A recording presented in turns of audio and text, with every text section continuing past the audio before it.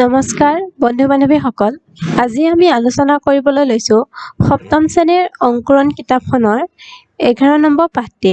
পাঠটি হৈছে গছ ভাল পোৱাৰ ককাৰ খং। এই পাঠটি তোমালোকে এবাৰ ভালদৰে পঢ়ি চাবা। মই ইয়াত প্ৰশ্ন উত্তৰসমূহ আলোচনা কৰি দিছোঁ। আহা আমি প্ৰশ্নসমূহ আলোচনা কৰোঁ। 3 নম্বৰ, কোৱা আৰু লিখা।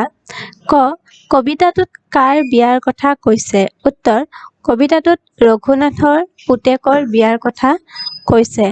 খনৰ প্ৰশ্ন, আমলখি গছজোপা কিয় কাটিলে? উত্তৰ, আমলখি গছজোপা বিয়াৰ ৰভা দিবলৈ কাটিলে। গ, কোনে আহি ঘৰখন পুৰাব বুলি কোৱা হৈছে? উত্তৰ, বোৱাৰীয়ে আহি ঘৰখন পুৰাব বুলি কোৱা হৈছে।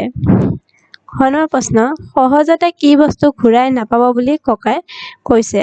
উত্তৰ, আমলখি গছজোপা সহজে ঘূৰাই নাপাব বুলি ককাই কৈছে।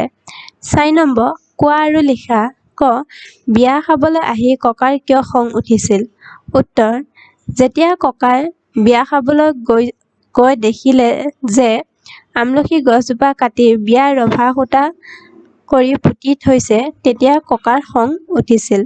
খনৰ প্ৰশ্ন, বিয়া ঘৰত ককাই কিয় একো নাখালে? উত্তৰ, গছজোপা কটাৰ বাবে ককাই বিয়া ঘৰত একো নাখালে। গণৰ প্ৰশ্ন, খং উঠাৰ পাছতো ককাই দৰাক কি দিব বিচাৰিছিল?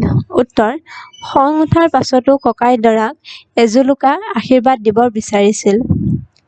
5 নম্বৰ, তলৰ কবিতা ফাঁকি গদ্য ৰূপত লিখা।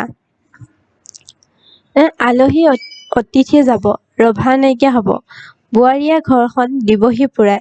পিছে কোৱাচোন ৰঘুনাথ, আমলখি গছজোপা সহজতে পাবানে ঘূৰাই? উত্তৰ, এই কথাষাৰ অৰ্থ হৈছে, যেতিয়া বিয়াখন হোৱাৰ পিছত বিয়ালৈ অহা আলহীবিলাক গুচি যাব আৰু ঘৰখন খালী খালী যেন লাগিব, কিন্তু বোৱাৰীয়ে আহি ঘৰখন পুৰাই দিব, কিন্তু কটা আমলখি গছজোপা পুনৰ ঘূৰাই পোৱা নাযাব। 6 নম্বৰ, কবিতাটোৰ মূল ভাৱ লিখা।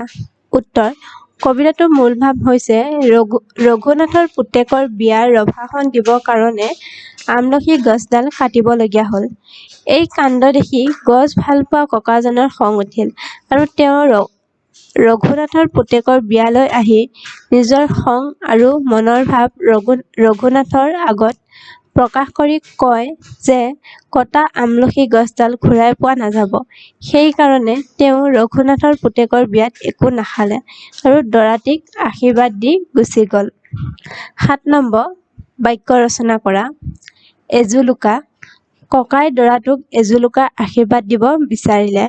আলহী অতিথি, বিহুত ৰামৰ ঘৰত আলহী অতিথি আহিছিল। আশীৰ্বাদ, বিহুত আইতাই ৰাণীক আশীৰ্বাদ দিলে। সহজতে, গছ এজোপা কাটিলে সহজতে পোৱা নাযায়। ঘূৰাই, আমাৰ প্ৰয়োজনীয় বস্তুবিলাক হেৰালে সহজতে পুনৰ ঘূৰাই পোৱা নাযায়। ৰভা, ৰহিমে ৰভাখন দিবলৈ নাৰিকল গছজোপা কাটি পেলালে। 8 নম্বৰ প্ৰশ্ন, ক অংশ লগত খ অংশ মিলোৱা।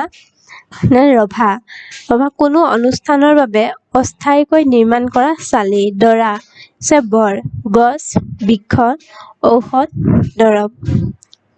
বন্ধু বান্ধৱীসকল, আজি এই পাঠটিত আলোচনা কৰিবলগীয়া বিষয় এইখিনিয়ে।